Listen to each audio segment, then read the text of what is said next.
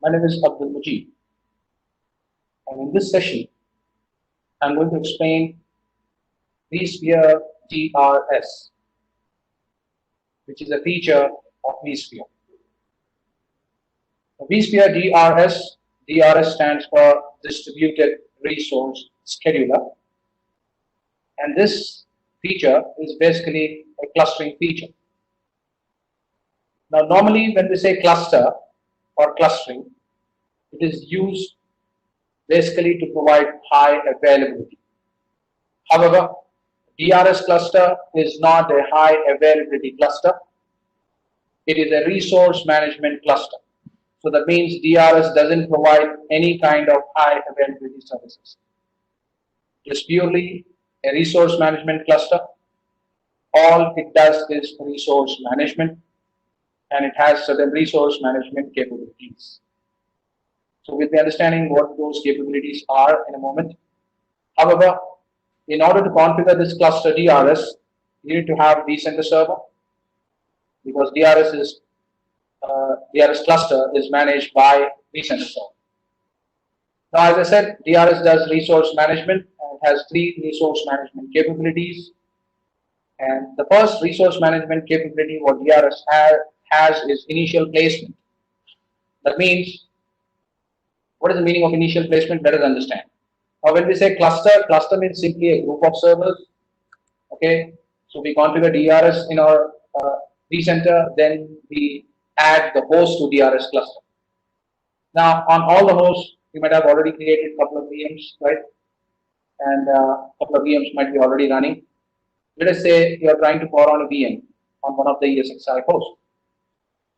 Now, when you are trying to power on the VM, that VM which you are trying to power on has its own configuration. That means it has its number of CPUs and memory.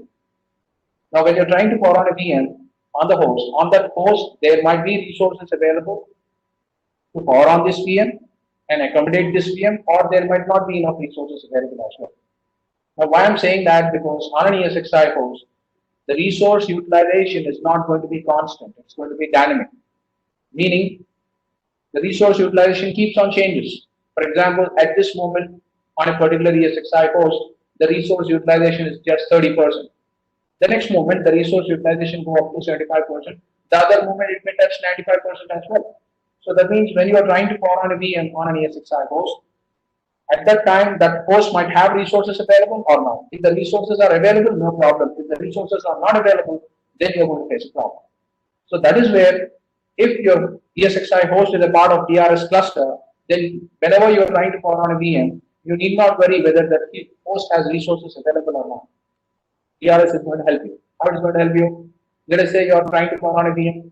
All right, that VM requires, for example, 6 gigahertz CPU power and 32 GB RAM. So at that moment on that ESXi host, there are not enough resources available.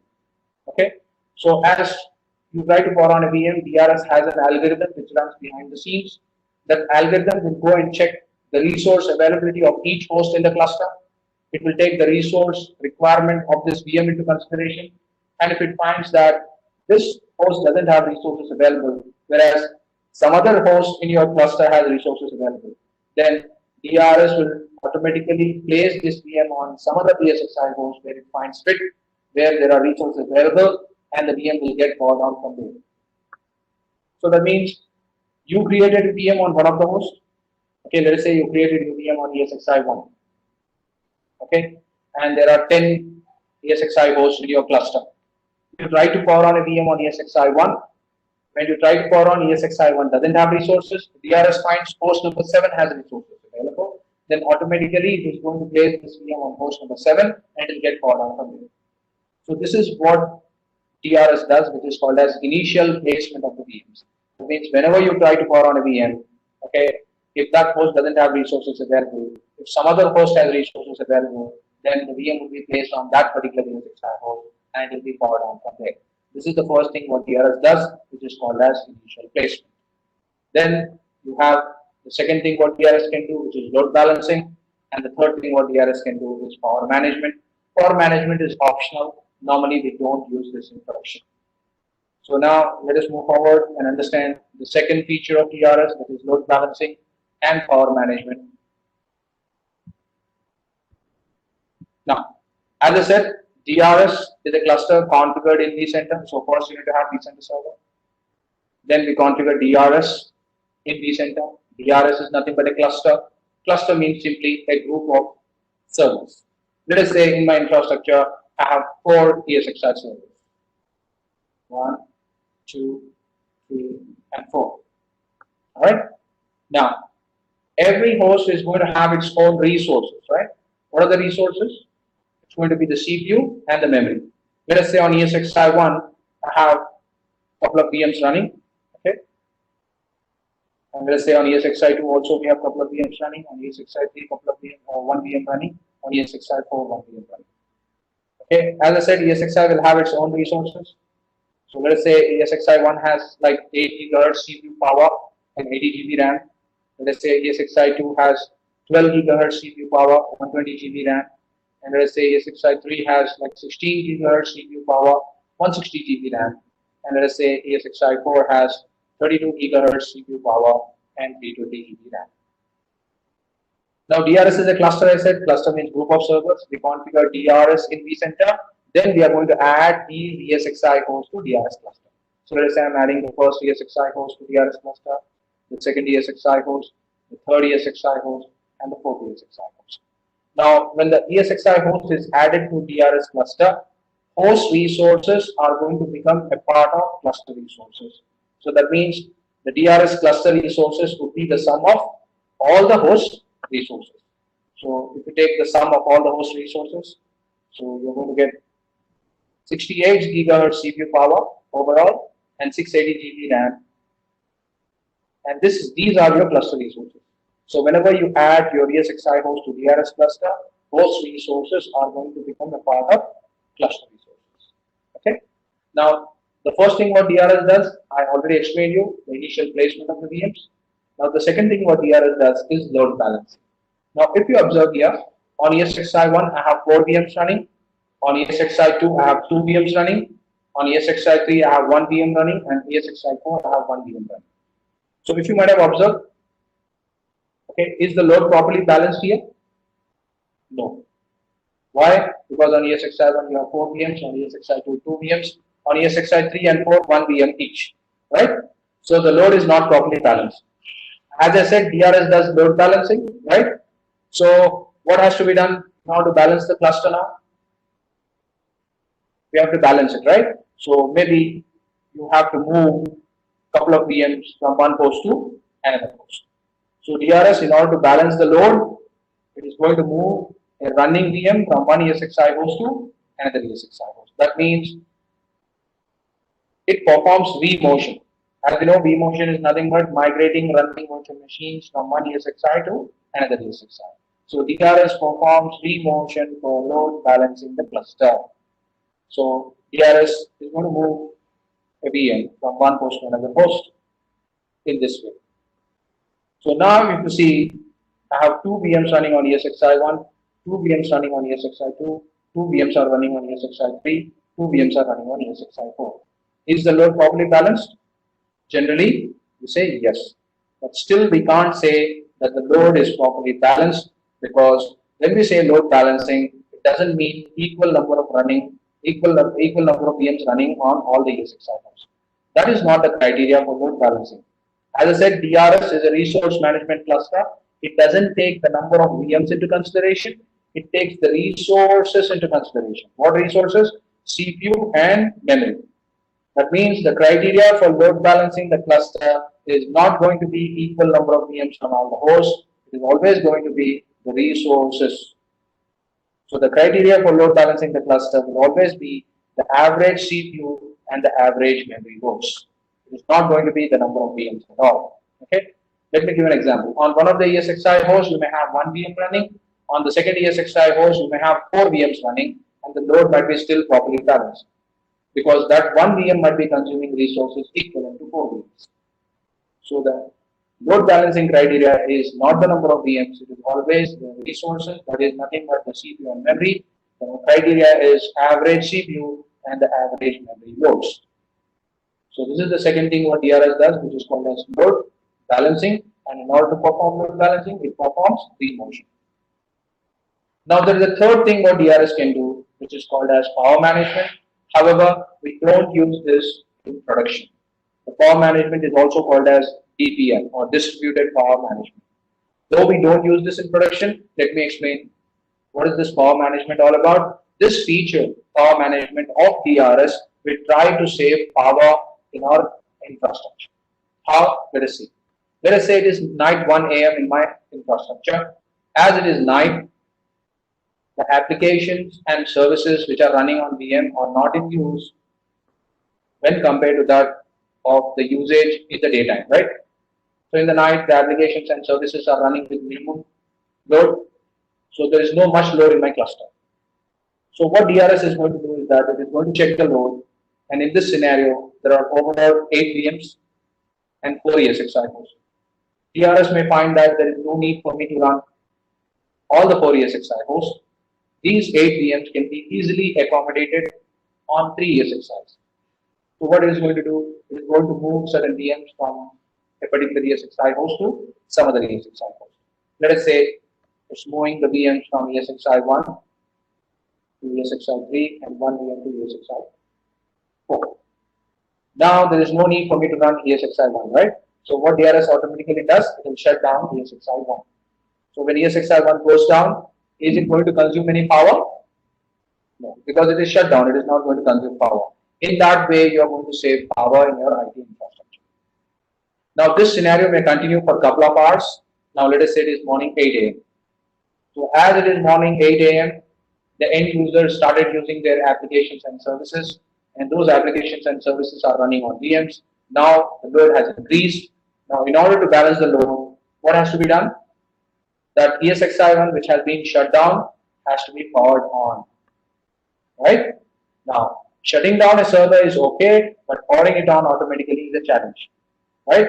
However, DRS can power on your servers automatically as well, provided your servers have remote management technology. Now, servers will come with certain technologies inbuilt. These technologies are not provided by VMware. These technologies are provided by the server manufacturers. Broadly, these technologies are called as remote management technologies. And this technology was first invented by HP. HP has given the name to this technology as ILO. Later on, other server manufacturers also developed the similar kind of technologies and gave different names to it. For example, on Dell, we call it as DRAM. HP, we call it as ILO. Broadly, these technologies are called as remote management technologies. Let us say your server doesn't have remote management technology, but at least if it has Wake on LAN functionality, also DRS can power on the servers automatically. Today, almost every server comes with either remote management technology or it is going to have Wake on LAN functionality.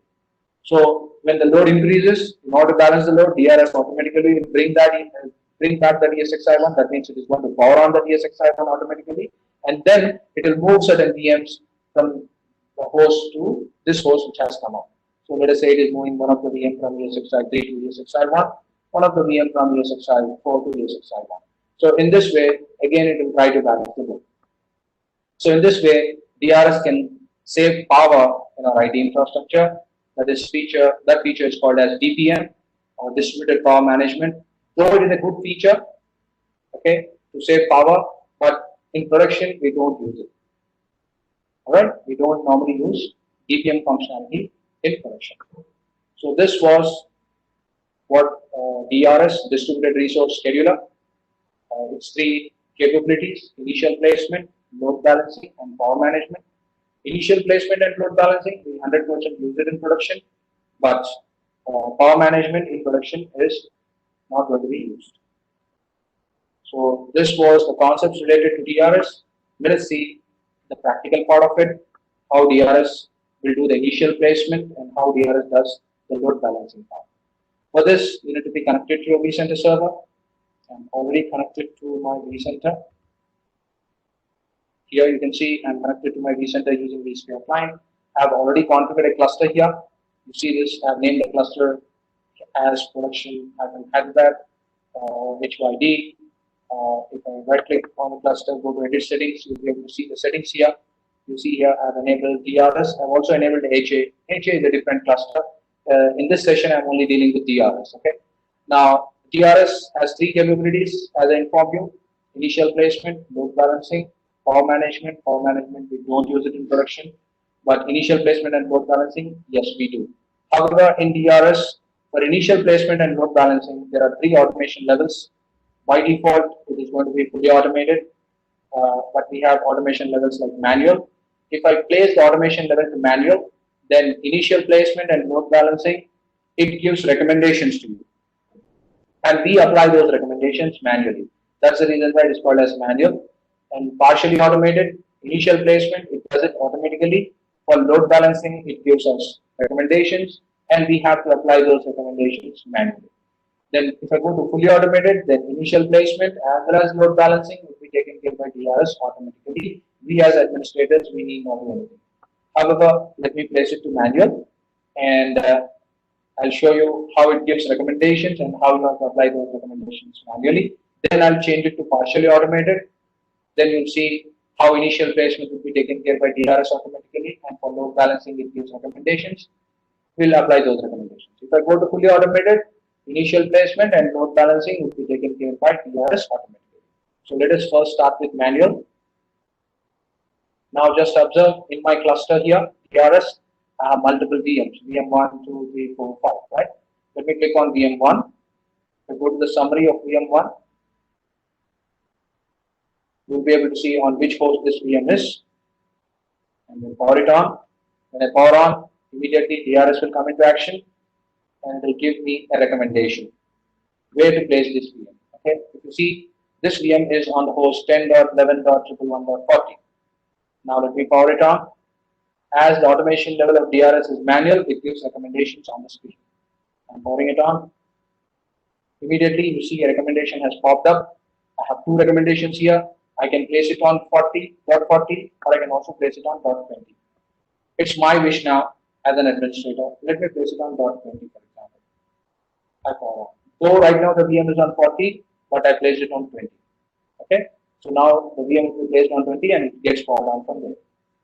Right? So this is the initial placement what DRS does. Right now I am getting the recommendations because the automation level is manual. Let me go to the VM2 now. Let me go to the summary of VM2. You are observing right now that VM is on 10.11.111.20. Let me power it on. Again, you see the recommendation popping up on the screen. See, here it is asking me to place it on .40 because already there is a VM running on .20. So it wants me to place it on .40. This is priority 1. That means better you place there.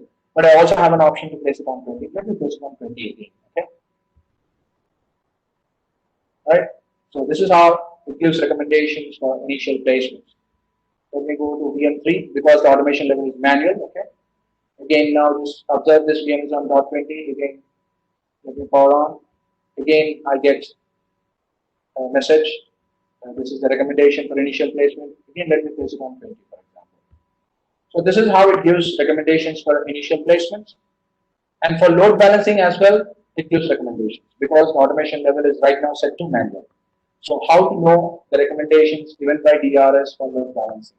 For this, click on the cluster, and here you find tabs related to your cluster. You find DRS tab, go to DRS tab, and here you may find recommendations from DRS to migrate VMs from one host to another host. Will also tell me the reason. It hasn't given me any recommendation till now, okay, but you may get the recommendation in a moment. So meanwhile, let me just change the automation level now from manual to partially automated. In partial automation, what's going to happen?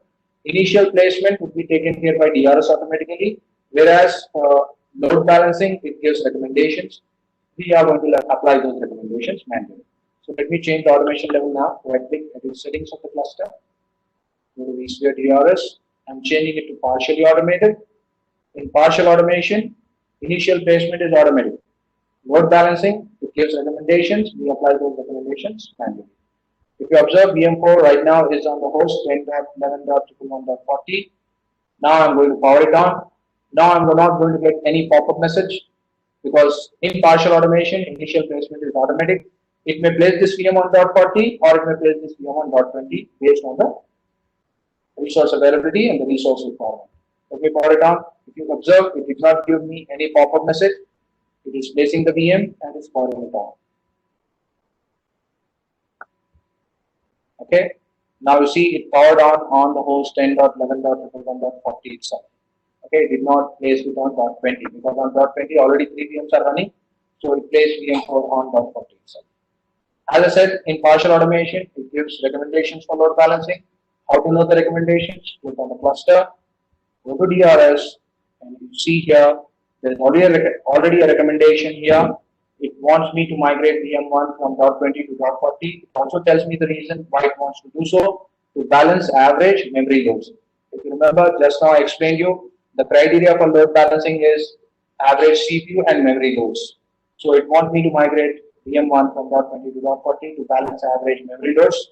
If I apply, the VM1 will be migrated from dot 20 to dot 40. That means while the VM is running, it is moving. That means it performs vMotion. After the recommendation, the VM starts getting migrated. Okay. So this is the second automation level in DRS what we have. That is partial automation, initial placement, automatic, load balancing gives recommendations, and we apply those recommendations manually. And then we have the automation level fully automated. You can change it to fully automated. Right click, edit settings, and go to vSphere DRS, and then I'll say fully automated, and say OK. Now, initial placement also automatically, load balancing is also taken care by DRS automatically. Now, as a VMware vSphere administrator, I need not look into the recommendations. DRS will manage it automatically. Okay, so if we go to VM5 here, right now you see VM5 is on dot 20, I'll power it on. It may get powered on dot 20 or it may get powered on dot 40 as well. It was powered on dot 40. So it was on dot 20, DRS placed it on dot 40 because it finds that dot 40 is better for this VM, so it placed there automatically and it got powered on from there. And now dynamically, if it finds the load in your cluster, okay, is imbalanced, maybe on one of the hosts there is more load, then automatically it will start moving any one of the VM from one host to another host, and it tries to balance the cluster. The criteria is average CPU and the average memory loads. So DRS feature is a very important feature, especially when you have a larger infrastructure and when you have some hundreds of virtual machines. It's going to help you because, as we know, on a host, resource utilization is dynamic. If the resource utilization on a host has reached 90%, VMs may face performance issues. So DRS will try to make sure the load is equally balanced across all the hosts, and that is where your VMs may not face performance issues. So DRS plays a very important role, especially when you have a larger infrastructure. However, DRS can be used provided you have only Enterprise Plus licensing. So this feature is available with the advanced version, that is Enterprise Plus licensing. If you have the other vSphere licensing like vSphere Standard or Enterprise, DRS will not work because this feature is an advanced feature available with only the advanced version, that is vSphere Enterprise Plus. Enterprise Plus is the most advanced version. If you want to utilize all the features of VMware vSphere, then you have to use Enterprise Plus, and vSphere DRS is available only with Enterprise Plus licensing. So this was the session on vSphere DRS, vSphere Distributed Resource Scheduler. And finally, again, I'm repeating that it is not a high availability cluster or high availability services. It doesn't provide you high availability services. It's a resource management cluster, and all it does is resource management. I hope you enjoyed the session. Thank you for watching.